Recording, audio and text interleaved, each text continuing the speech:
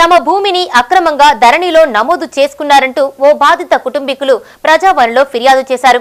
Karimnagar rural మండలం ఇరుకుల్లకు చెందిన బాధితులు తమకు అమ్మిన వారే తమను మోసం చేశారని అధికారులను విన్నవించుకున్నారు. ధరణిలో అక్రమంగా నమోదు చేసుకున్నారని ఆరోపించారు. అధికారులు తక్షణమే స్పందించి తమ కుటుంబానికి న్యాయం చేయాలని కోరుతున్నారు. కరీంనగర్ జిల్లా ఇరుకుల్ల గ్రామానికి చెందిన బలుసుల లక్ష్మయ్య, బలుసుల రాజయ్యతో పాటు వీరిద్దరి కుమారులకు సర్వే నెంబర్ 25A22 నుండి 227/B 232/B3లలో గల ఎకరం 21 గుంటల స్థలం చెందుతుంది. వీరందరికీ ఈ భూమిలో సమాన భాగాలుగా హక్కులున్నాయి. 1998వ సంవత్సరం నుండి ఈ భూమిలో వ్యవసాయం చేసుకుంటూ ఉండగా ధరణిలో నమోదు చేసుకునేందుకు అప్పటి ప్రభుత్వం మార్పులు చేర్పులకు అవకాశం కల్పించకపోవడంతో ధరణిలో నమోదు కాలేదు.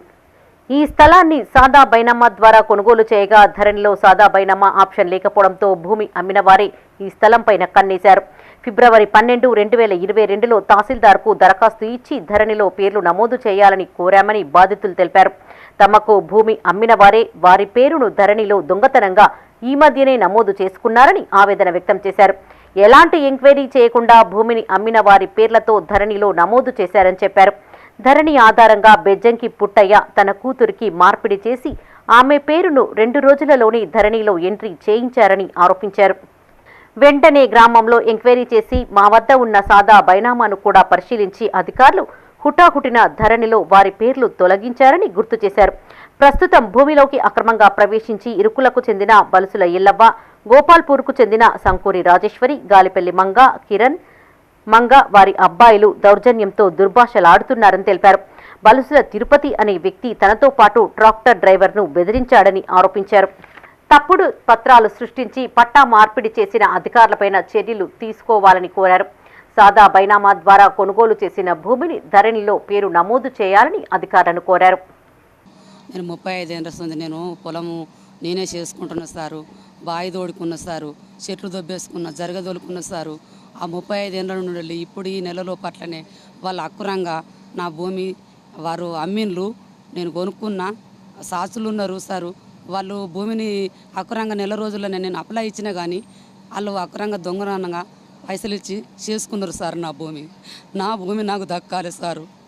దొంగ పట్ట చేసుకొని వాళ్ళు చేసుకొని నన్ను ఇట్లా చేస్తున్నారు సార్. దున్ననిత్తలేరు సార్ నా భూమిని. వాడు అట్లనే పడిపడి ఉన్నది సార్. నేను 35 ఏళ్ళ ఊరు గామత్తలు అందరు సుతం ఉన్నారు సారు.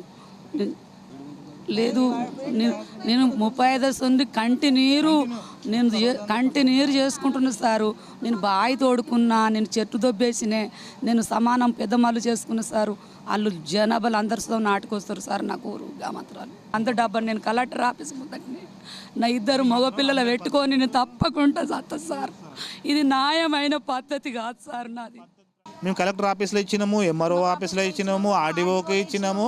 అయినా కానీ పండుగ తెల్లారి తొలి ఏకాదశి తెల్లారి నాడు ఆడు పట్టా చేసుకున్నాడు. మరి తదుపరి రోజు మళ్ళీ పండుగ తెల్లారి వాళ్ళ బిడ్డకు పట్టా చేసిండు.